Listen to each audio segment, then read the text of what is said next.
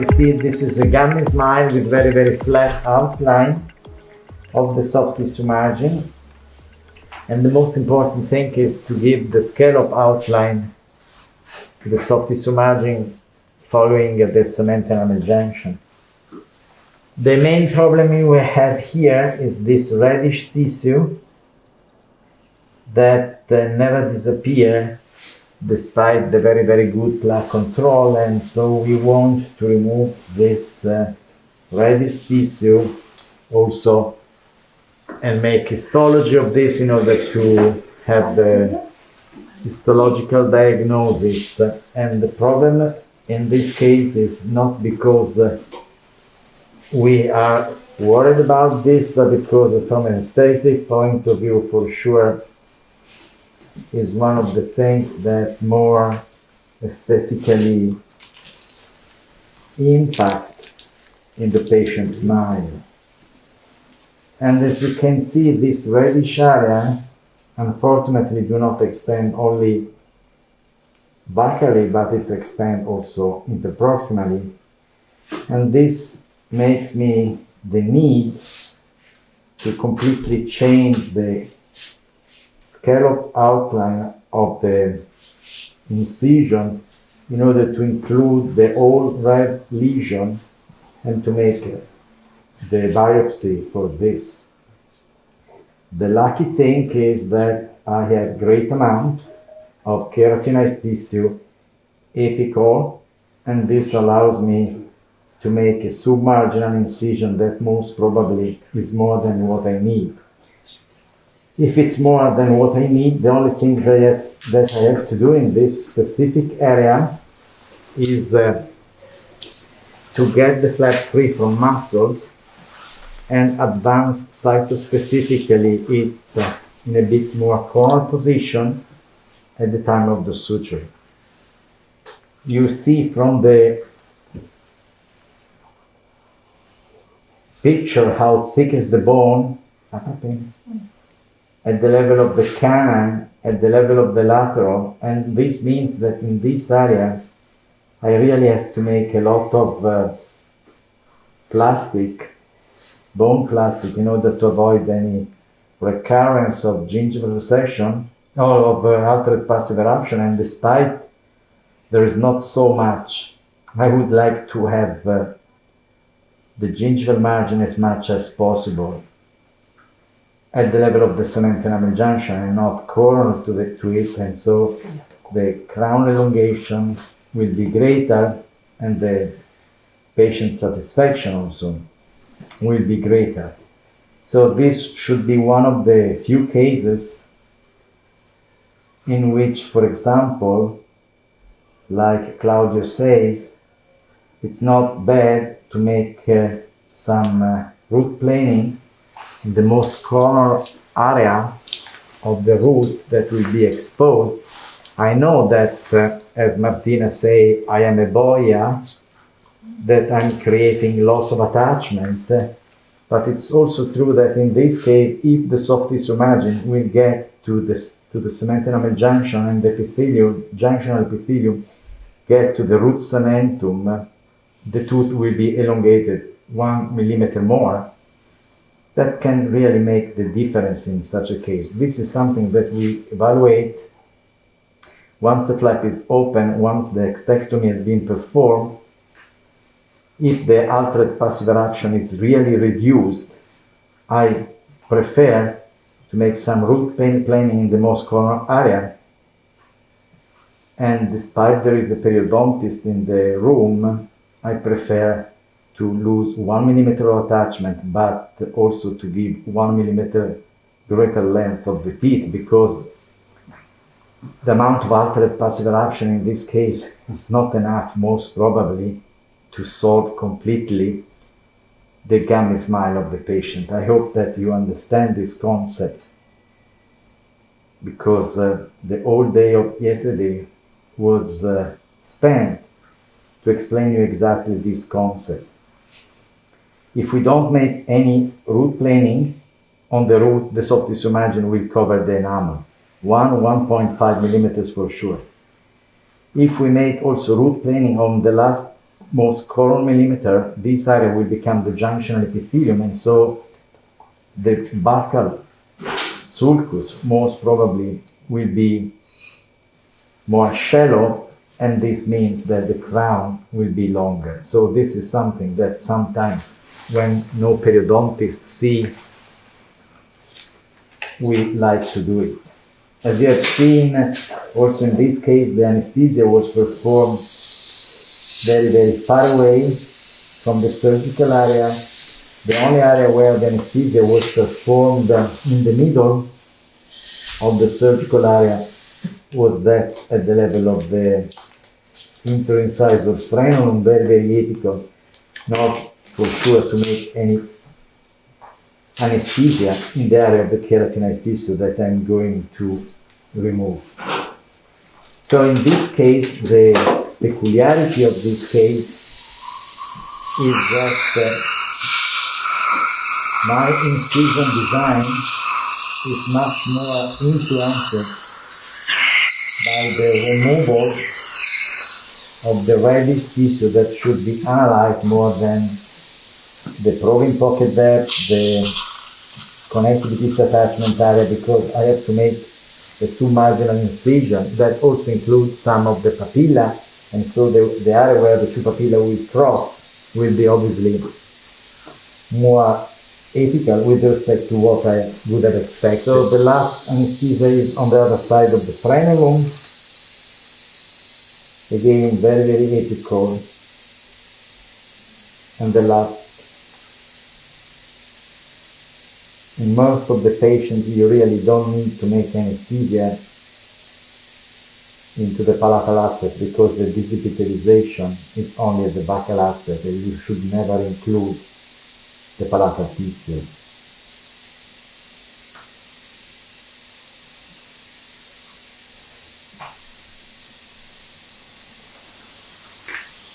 Okay, now I am in the back of the patient because this is the best way to be extremely precise where you make your incision design. From one side, I have to cross as much as coronal as possible the surgical papilla between the two central. So I start really very, very apical, very, very coronal. I include the all reddish tissue in the submarginal incision, and as soon as this hangs, I converge toward the lateral. So this is an incision that most probably I would have never made if there was no reddish tissue in this area. But since this area has to be maintained for histologic analysis, I keep it. Now I change a bit and I start to make the incision as I would like, so that the papilla cross a bit more coronal with respect to the previous situation. Non avete dato il video prima, dovete imparare a dare.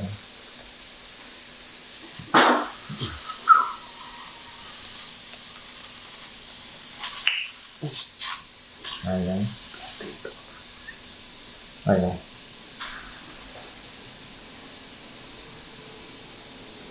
I use some tranexamic acid in this area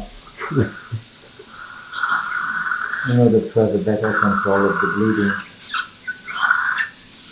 And this is something that is more useful if you do about half an hour before the surgery, not immediately.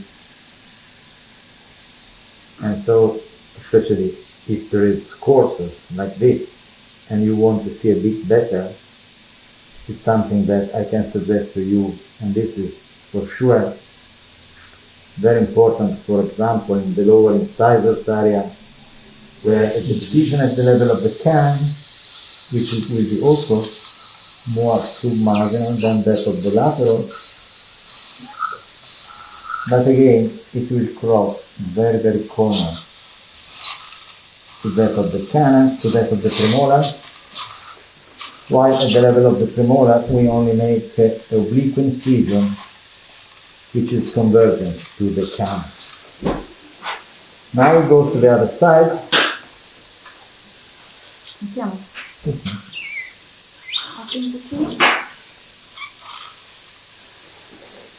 Now you have to consider that this tooth is more buccally displaced with respect to the other one, so the tissue is much thinner. So I want to make again a submarginal incision, a bit less with respect to the homologous contralateral tooth, especially at the level of the papilla. So very, very coronal, where the two incisions cross. And then I have to cross this incision as much as coronal as possible in order to make a interincisor split thickness papilla very, very far away with respect to the interincisor frenulum. Again, I always start at the level of the adjacent teeth, make submarginal incision and cross very corner. Also in this case there is this tissue that I don't like at all in terms of papilla shape, and I want to desepitalize it and substitute with my surgical papilla. Now it's time to make the submarginal incision starting from the premolar. More submarginal because we are speaking about the canine. And this is also crossing very, very coronal to give the right scallop to this paramarginal incision, and this is handed with the intrasutural incision of the premolar that cross as much as possible coronal to that of the canine. So this is the flap design.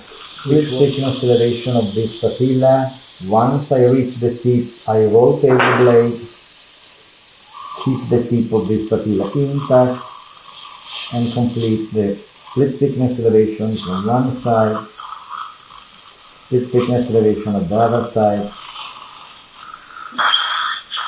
and now the papilla is elevated, while buccal aspect, full thickness, perpendicular. And when I test this perpendicular shape of my blade until I get to the next papilla, where again I turn the blade and go split thickness again until I reach the tip. Rotation of the blade, getting out from the other line, keep the blade parallel,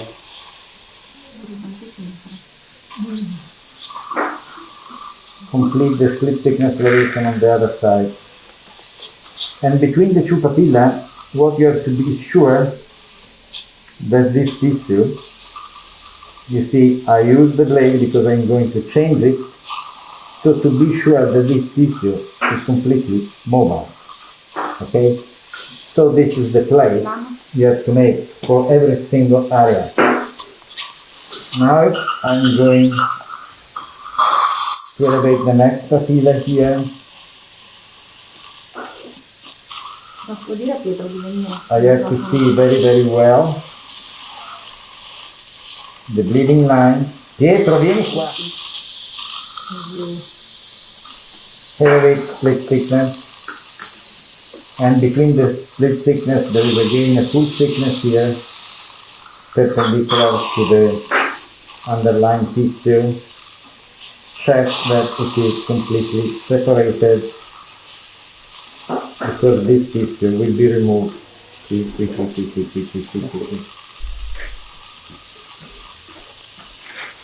Again, full thickness here.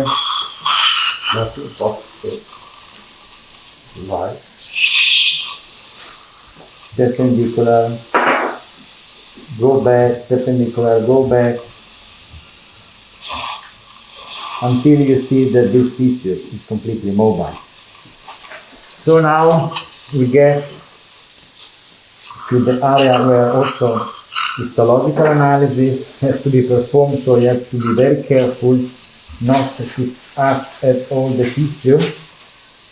So I make split thickness elevation, turn the blade at the tip, get out, but be sure that in this area we don't remove any tissue and we don't leave any tissue that has a different color. And the same now is done at the next papilla. Split thickness, this is shortened obviously. Rotation of the blade, keep the blade parallel to the soft tissue. Contralateral incision. And maintain the whole thickness at the level of this, which is a shortened papilla because of the need to remove. So this is split, this is split now, and this is even more important in this case. I make the pull here to the level of the underlying tissue.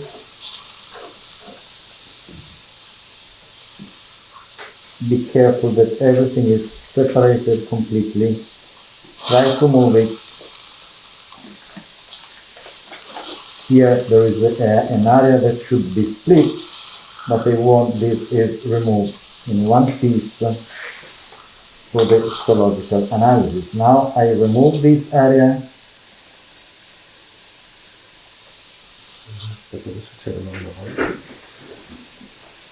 Okay. I remove this area.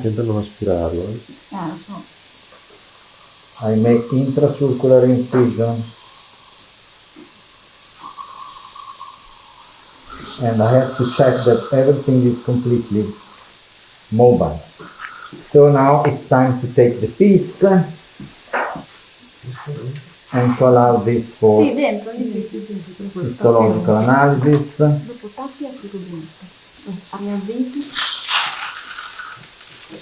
And so I can continue now my full thickness incision at the level of the lateral sharp, perpendicular.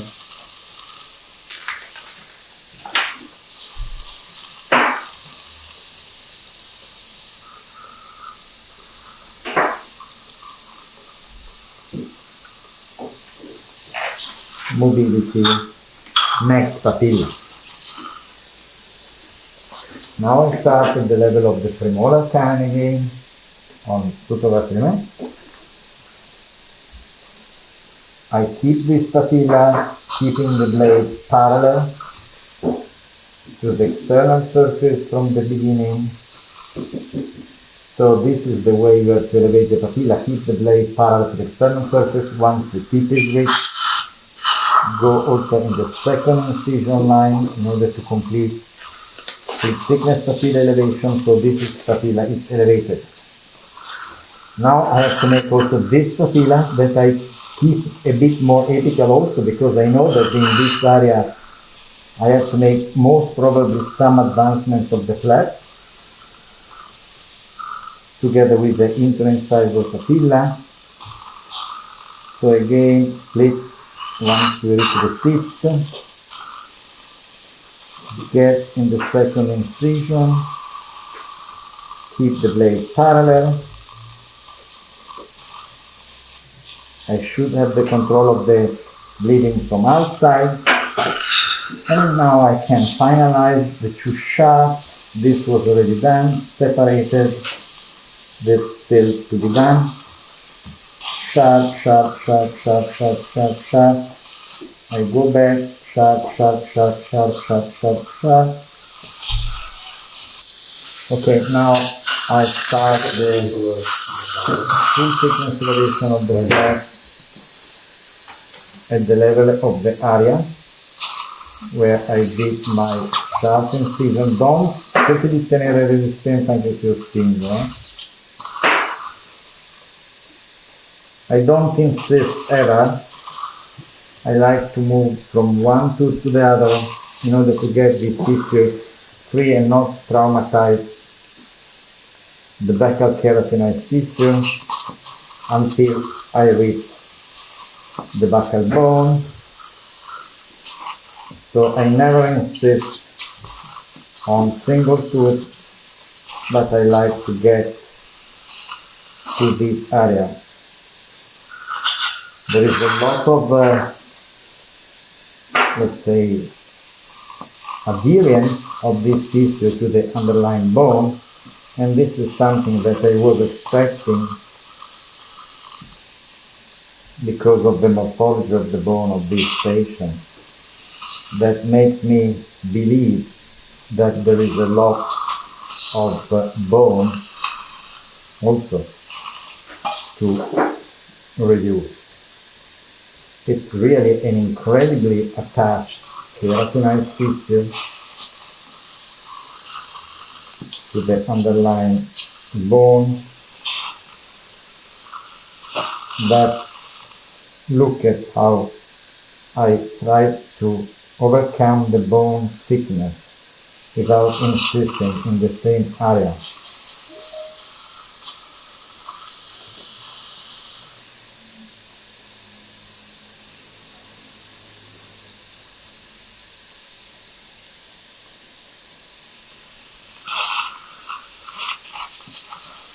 I start to see the bone eruptosis below. This is the area of the frenulum that I will remove from inside a bit later. This is an area where I was not precise during my incision between the full and the thick. So I have to be sure not to thin the tissue here. So I take my patella. You see, this area was not cut split thickness enough. I cut it now, and I keep the entire thickness of the buccal keratinized tissue. Now it's time to move on the other side.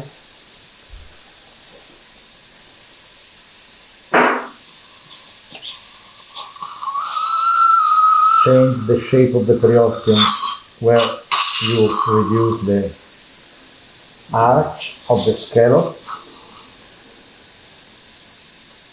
until you reach the buccal bone.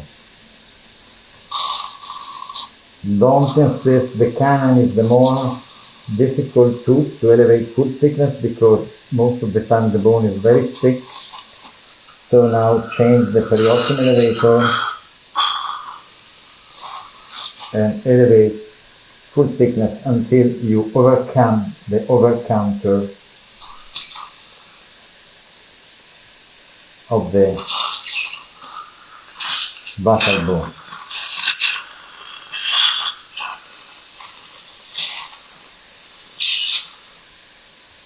I want to reach the buccal bone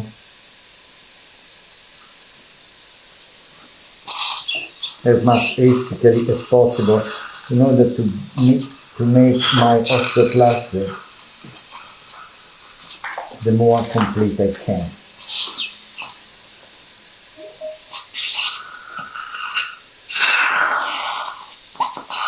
Now I get the flap free from the frenulum with the same incision that you have already seen. I remove the deep insertion of the frenulum here, parallel to the bone, you do it again.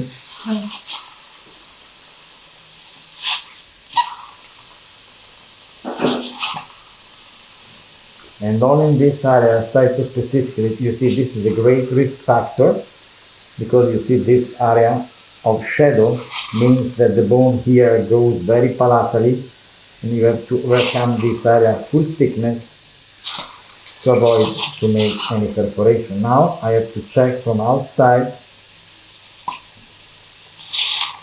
I have to see that there is no bleeding from outside.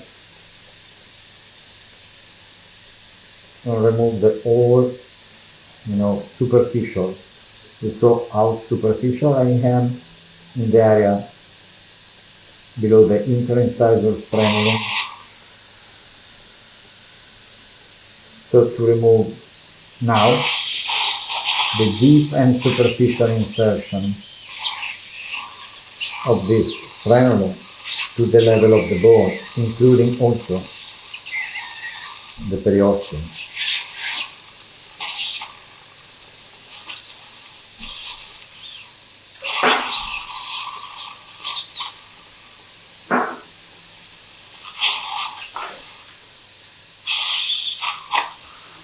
Okay, now it's time to remove the old secondary flap with split thickness incision both interproximally, where the papilla has to be digitalized, and backally.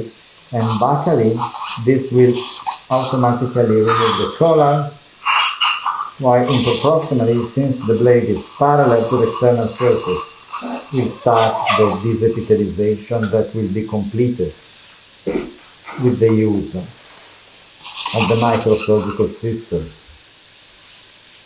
So keep the blade parallel to the external surface again to allow for the complete removal of the collar.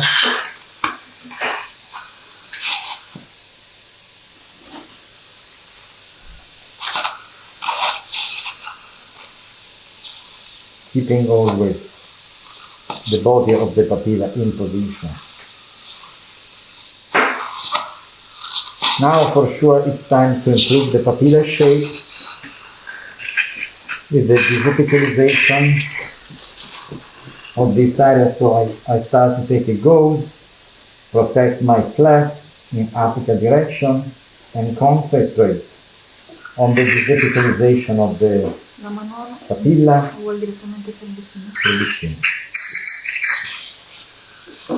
Making them as much as triangular, thin as possible.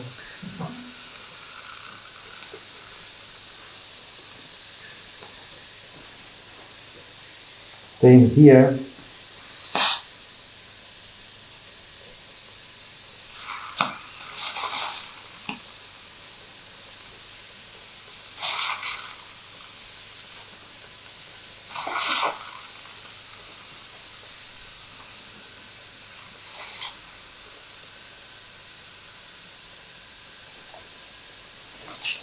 Now we go in the inferior area, where all this tissue in excess is removed, but the body of the papilla is left completely in situ.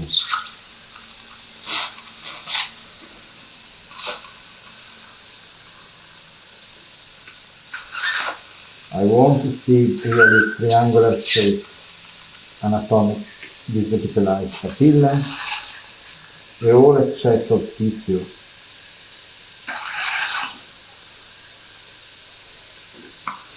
must be removed towards the tip.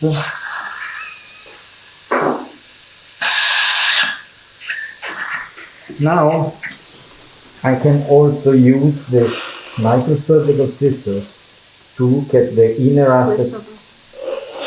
To look at the inner aspect of the flap, if everything was done perfectly, or there is some area in which I left some more thickness of tissue. So I like to see the flap from this side and to see if there is no excess of tissue, like here, you see here.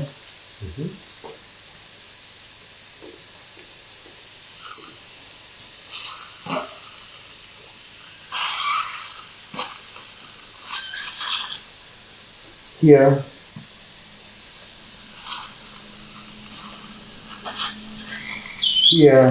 many mistakes were done.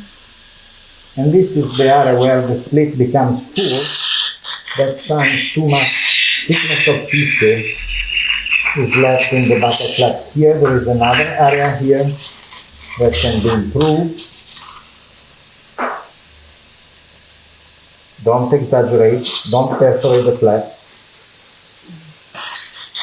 You know, this is something that you can do only if you have the good instrument, like here. You see here, this is like a feeling.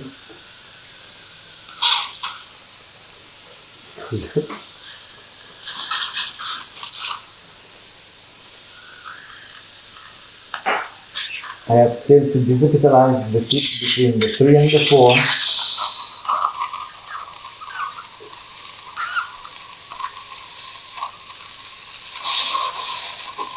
To the tip. So now, okay, the soft tissue management of the flap is done.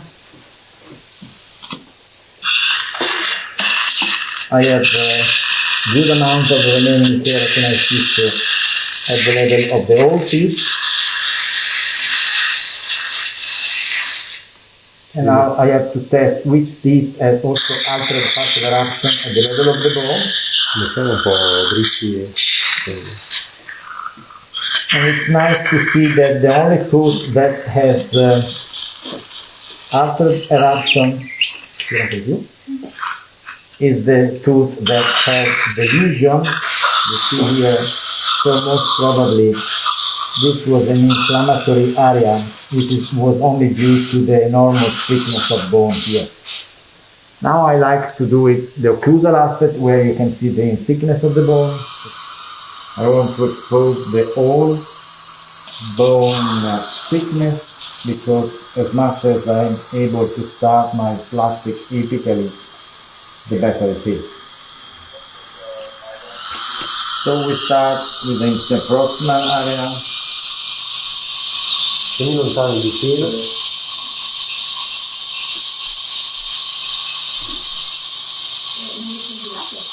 No? E dicono che da casa si sente male la voce, si sente metallica. Guarda quando. Interproximal. L'immagine è molto bella. Interproximal. Vedo now start to reduce the thickness of the bone at the basal aspect in order to leave only the bundle bone, no more, protecting the roots of the lateral incisor.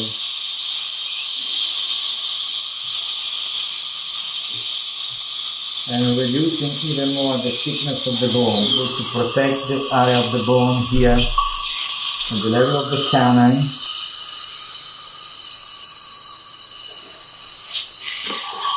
And make this plastic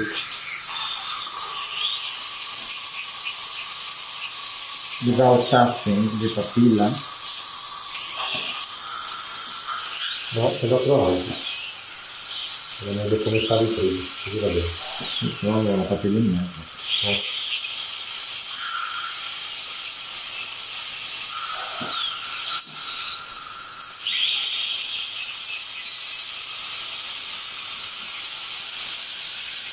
Reduce the thickness of the bone at the basal aspect of the canine,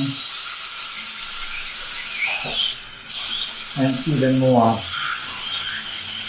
reduce the thickness of the bone, more apical.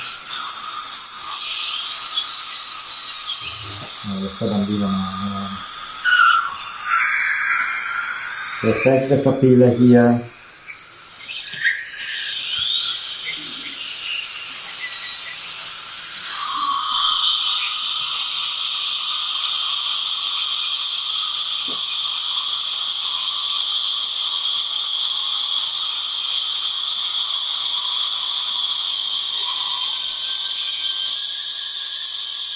Thinning the ball.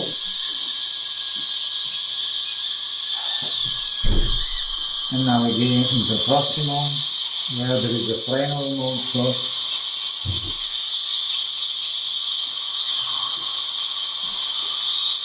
And this is the area of the main oluscosi.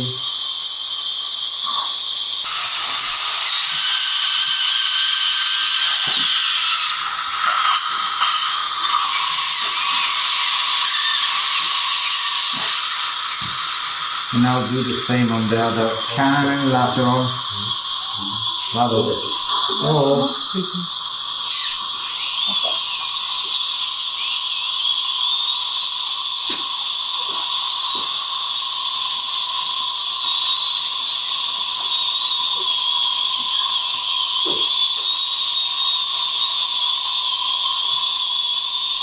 You see that I never push, I just keep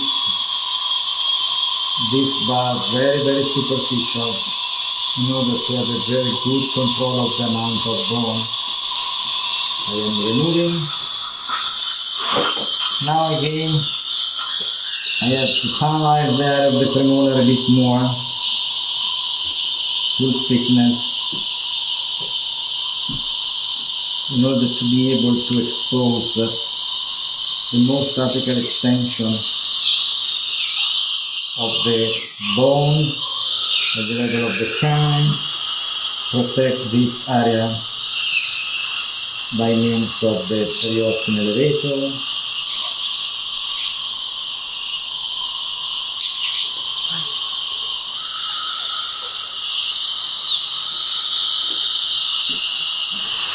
The most difficult area is this area where you have to protect also the papilla. Questo è stato la presa come stavi prima? Così.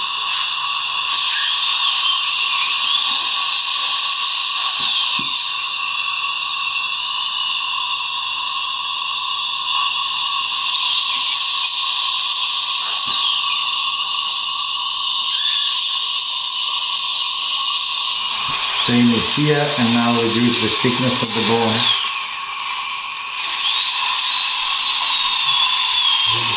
Un po' di più davanti. Ok. At the level of the canine, in order to leave only bundle bone, so 0.5, no more, even less if it's possible.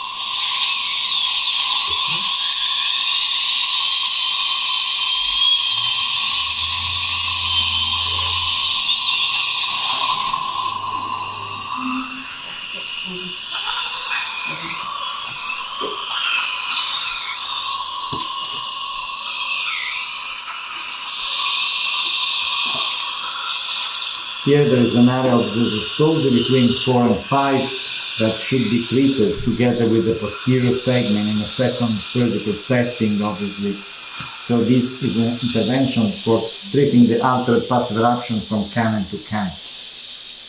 Now I need again the microsurgical scissors in order to be sure that what I left is not, I want really to leave triangular of connective tissue in the area of the papilla before saying that what I left is really bone and not connective tissue only. Vediamo. Dobbiamo fare delle foto? La foto la faccio dopo che hai fatto l'ostectomia. And I have to check if I have 2 millimeters of root exposed. You see here I don't have, here even less. Here I have, here I have even more. At the level of the canine I have, at the level of the lateral I don't have. So I start to make ostectomy at the level of the tooth where there was the greater amount of So I take a gauze, I protect my flap to a very, very good control of the bleeding. You see with my finger, I keep the bone completely isolated. I take a new blade and I check if the thickness of the bone I left is thin enough to be removed with my blade.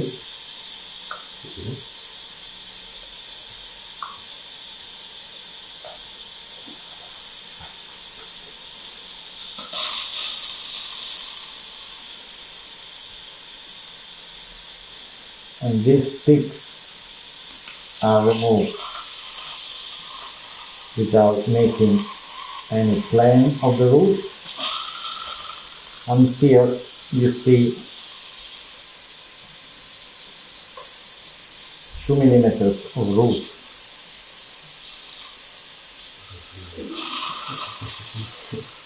That are fully exposed. I like to place the zenith of the bone a bit more distal if it's possible. Vado sotto con la fibrosing, se no io non vedo.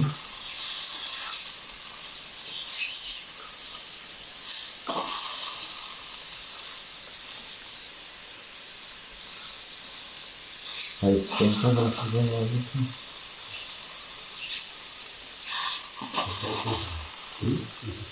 I spin the papilla close to the flanking junction.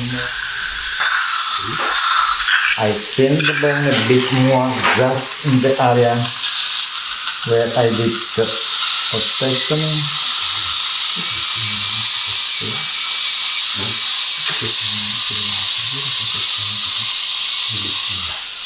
And I complete the shape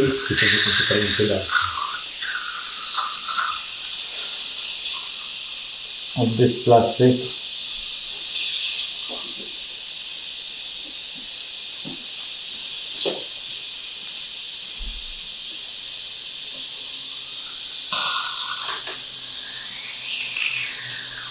You need a lot of time, you see, because otherwise you don't see very well the distance.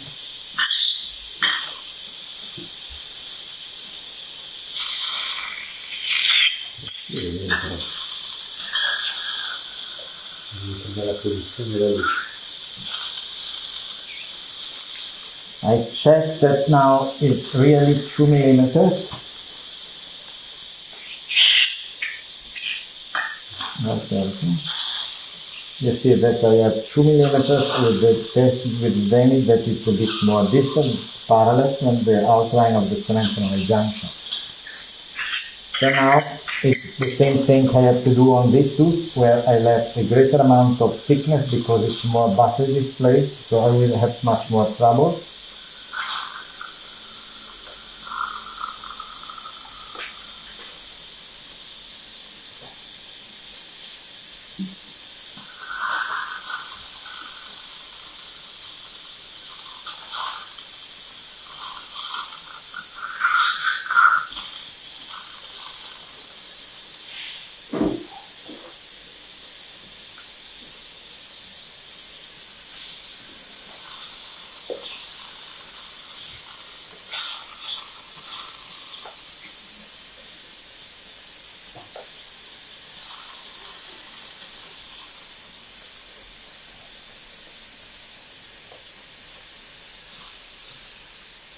To make this completely parallel and rounded.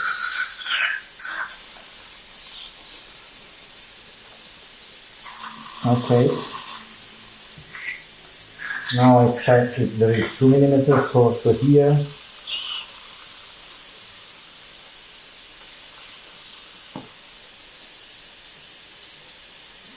And here. But the thickness of the bone here is left a bit more than here, where I like to spin it, because this is a parallel displaced root,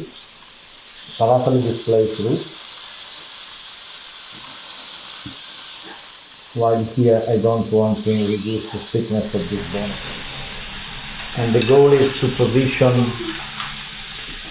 the soft tissue margin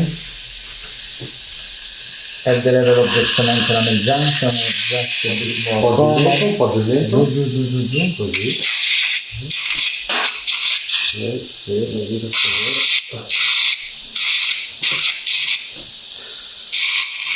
And the only doubt I have is I have to mobilize the famous papilla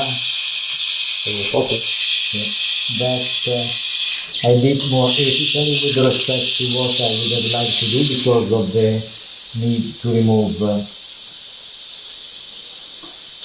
some more tissue because of the storage. Now it's time for the suture, but before suturing I have to check that the soft tissue margin reach the level of the cement enamel junction passively for every single piece, including the flat design. And the only doubt I have for the area of the distal, because in this area remember that I did gingivectomy a bit more, and you see that the flat, yes, is capable to reach this level, but if you want to be sure that it's a very passive, since you did more gingivectomy at the level of the papilla that you would have done, this area must be free from muscles, so to allow some advancement of the flap very, very site-specifically, which is something that we don't need to do almost ever. Once this gets far away, it's obviously you have to be very careful here. I have to follow from outside, keeping the blade parallel to the burn first, and then move it more superficial. So this papilla will be moved more corner and reach the level between central and the lateral without any tension. Now the concept is that I want to leave the soft tissue margin just at the level of the cement enamel junction, and so I have to check here where the papilla was reduced for the reason that we know that this papilla has to be slightly more epically displaced with respect to the papilla tip, even if this doesn't make so much difference. So when you want to have the papilla tip more epically displaced, you have to perforate the tip of the papilla. You have to go full thickness to the palatal aspect. That's why I choose 8 mm long needle. It's very important to perforate the tip. Take the needle from the palatal aspect, then perforate the palatal aspect again, so to get out at the level of the papilla tip. Here you see, and now close the surgical knob, because this, compared to a single interrupted suture, don't allow the papilla to go too much corner. And this is the only area that will leave a bit more by secondary intention, because this papilla was modified because of the need of making the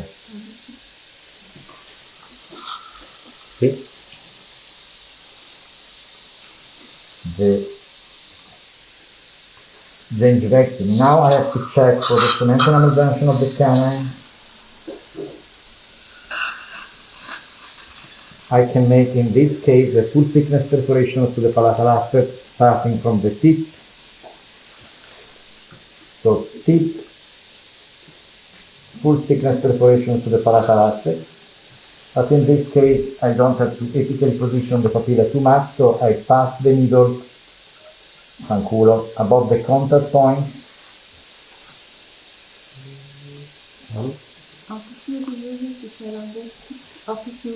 And make always the surgical knob on the tip of the papilla, so you are able to make it exactly where you want to place. Looking always at the basal soft tissue that should cover completely the cement enamel junction of the lateral. That was the more difficult piece to reposition the flap because of the change we did. Now we go to the other side. The last tooth to suture is always the interincisor papilla that must be sutured once the papilla between lateral and the canine is already done. Same here. Tip of papilla, full thickness perforation, non tirare. To the other side. If the needle is short, you have to complete the perforation in a second step. Take the needle from the other side. Non tirare necessario. You can pass above the contact point because it's very, very thin suture material. And then place the surgical papilla tip above the anatomical one until the soft tissue margin of the lateral if at the level of the cement enamel junction.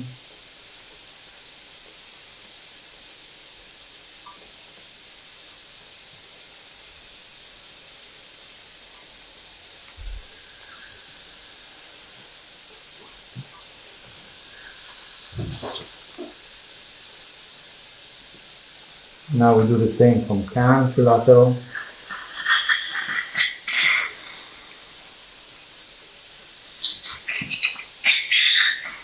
Again, we check Seaford papilla, full thickness perforation to the palatal aspect. The patient can feel a bit because there is no anesthesia in the palatal aspect. Apre bene. Pass the needle above or below the contact area, doesn't matter so much.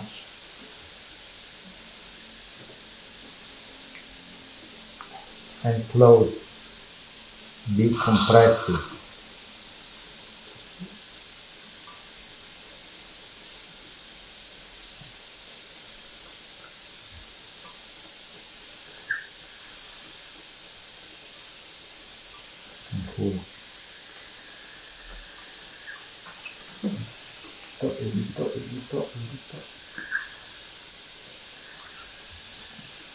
Now it's time to concentrate to the interincisor papilla. So papilla tip, I have to see really the tip. Perforate the tip.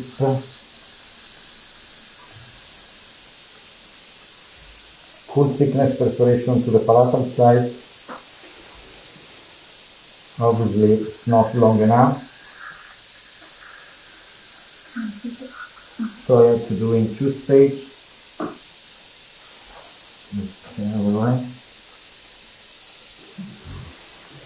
I have to pass this above the contact point, and since I was able to make the frenulum completely inactive, I don't have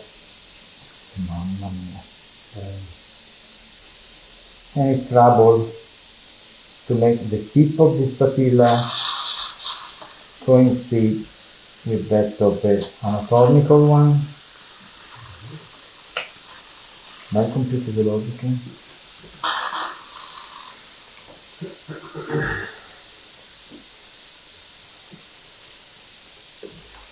And flow.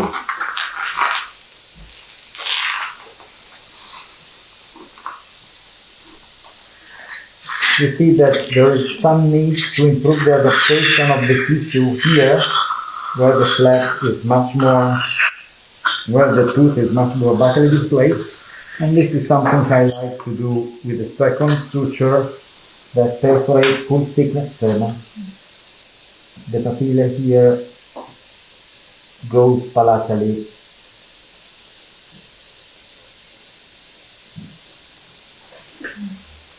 Ready?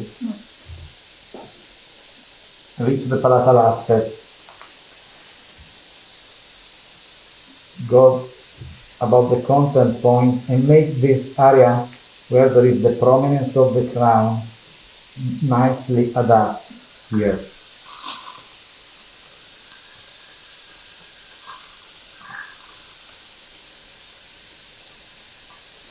This suture is so thin, we use the 7-0 for this reason, because we can also make 2 sutures. So I perforate the tip of this papilla. Okay, I go full thickness towards the palatal aspect.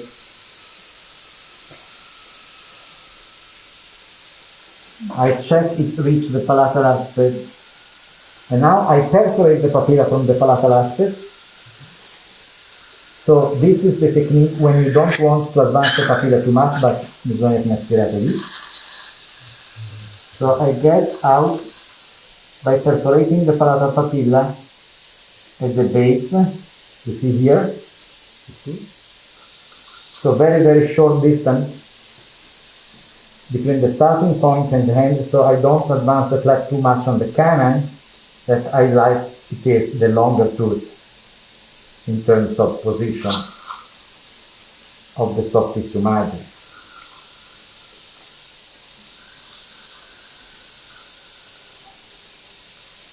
Otherwise, the risk is that this tooth becomes shortened and this is not nice for the premolar and the lateral.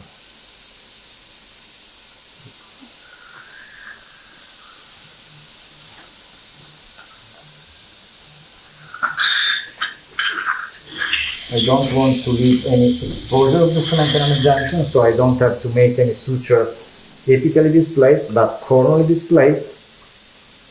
So again, full thickness perforation with the tip, full thickness to the palatal aspect. Check that the perforation is completed, otherwise you don't see the needle in the palate. I don't perforate the papilla because this was longer than the other side. So perforation of full thickness. Check that the perforation is completed. Take the needle, pass below the contact point. Open. Now try to make the surgical papilla above the anatomical one so that the cement enamel junction of the canal is fully covered. The problem with the 7-0 is that it's extremely weak suture, and especially at the hand you cannot be so much compressive.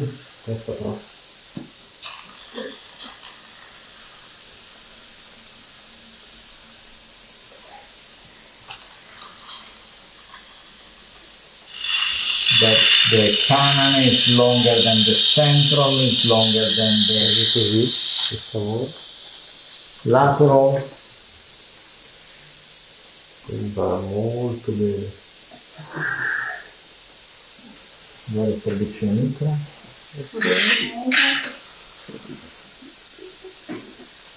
Queste sono quelle delle papille.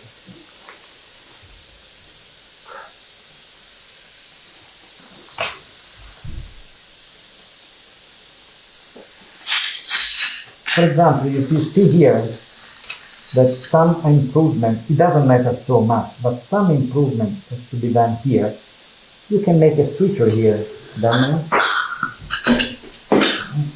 closer to the line angle of the center, because this is also a bit rotated. So you do exactly the same thing in order to be compressive in this area. Okay. Papilla, full thickness to the palatal aspect.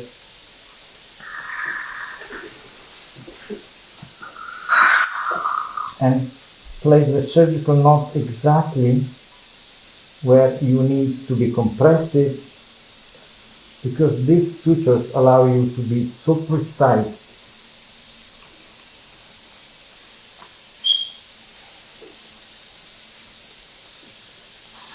You see here, I don't want to see any blood here. I check after closing the second knot that there is a good compression. This was the famous papilla I modified because of the need to make the histological